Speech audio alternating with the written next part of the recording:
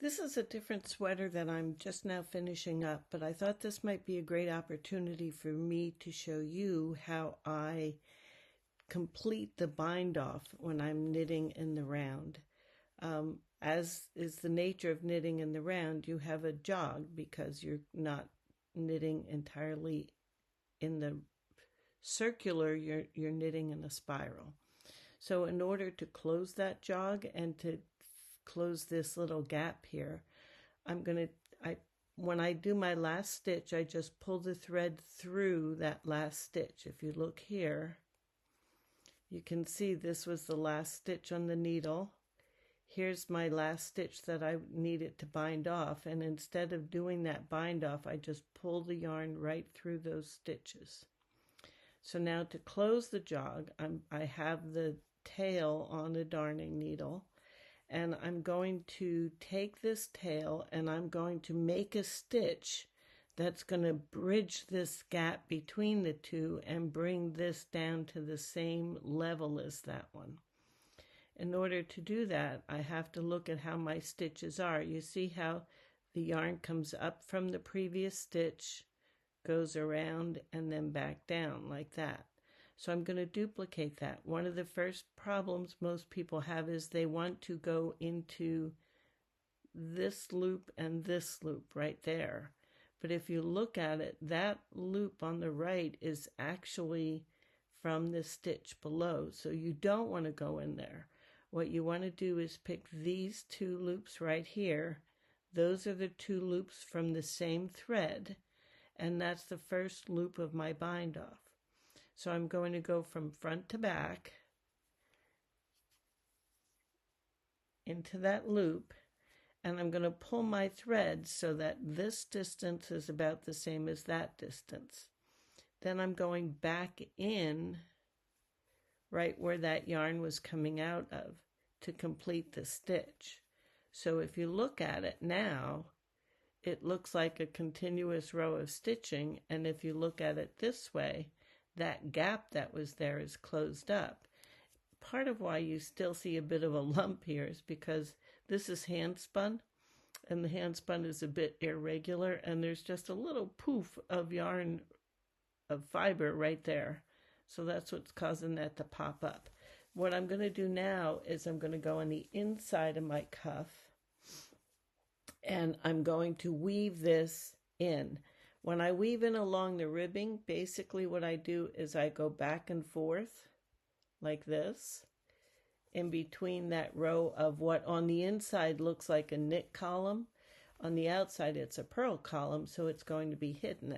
Any stitching that might show through will be hidden. And what I'm going to do is just work my way back and forth along this column, and I'm not pulling it tight. I'm leaving it a little loose so that it can stretch as the ribbing needs to stretch.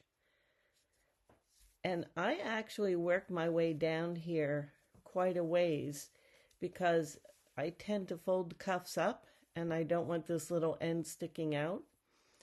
And as I go through this, I will split some of the stitches as I'm putting my knitting in, or pulling my yarn through.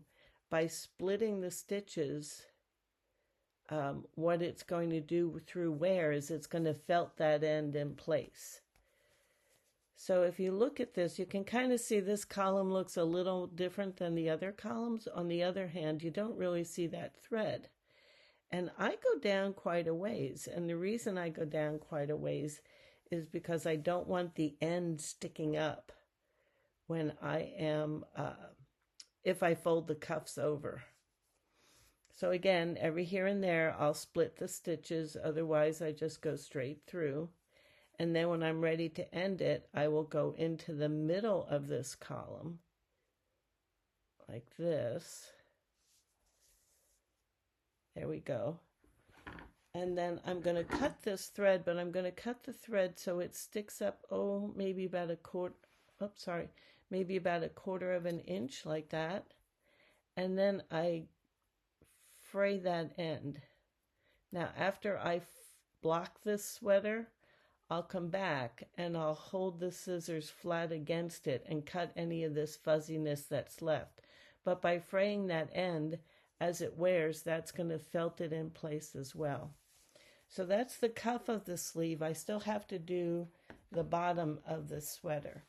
And let me point out to you, hold on, all right, here's the bottom of this sweater. This was knit from the bottom up, but anytime I do a sweater from the bottom up, I use a provisional cast on, knit the sweater, and go back at the very end, pick those stitches up, and knit the ribbing down. I do that with the sleeves as well as the body. And the reason I do that is because then if I need to make the body or the sleeves longer, I just have to take out my cast off and add to the ribbing, and I don't need, it's not a whole lot of muss and fuss. And that is exactly what happened. This is a sweater I made for my son, and I had all the measurements, and it came out to the measurements that he'd said he wanted. Then when he tried it on, it was a little bit shorter than he wanted in both the sleeves and the body. So I ripped out, this ribbing was originally only about 1.5 inches. So I ripped out the cast off, picked up my stitches, knit another 1.5 inches, and now I just have to bind it off. It was a real quick and easy fix. It's going to be the length he wants. He'll be comfortable wearing it, and it works out really easily to do that. All right, so just to repeat what I'm going to do now, you see the gap between my last stitch and my first stitch and the cast off. It looks pretty substantial. Part of it is I have to give this a little bit of a tug, but still it looks pretty big. So I'm going to come up here. This right here, these are the loops of the first stitch of my cast off right there. These are the loops of the first stitch in my round before that. Here, these two, these are the loops in my first stitch of the cast off. If you go like this and you pull it, you can clearly see that this loop is not attached to this loop, but this loop is attached to this loop. So I'm going to go from the outside, the right side, to the wrong side. Give it a tug. Try to even out the length of my stitches from here to here. Then go right back in where that thread is coming out. Give that a little bit of a tug. And there you can see how much better that looks. Now I'm going to bury my end, weave my end in.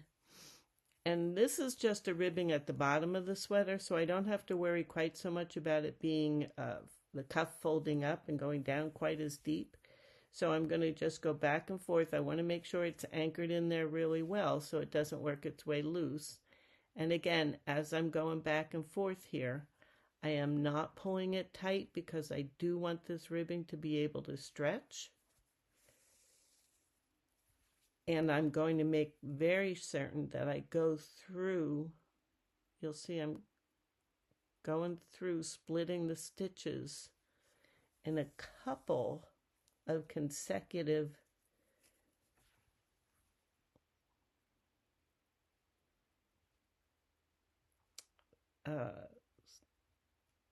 goes, I don't know what to call it, a couple consecutive back and forth.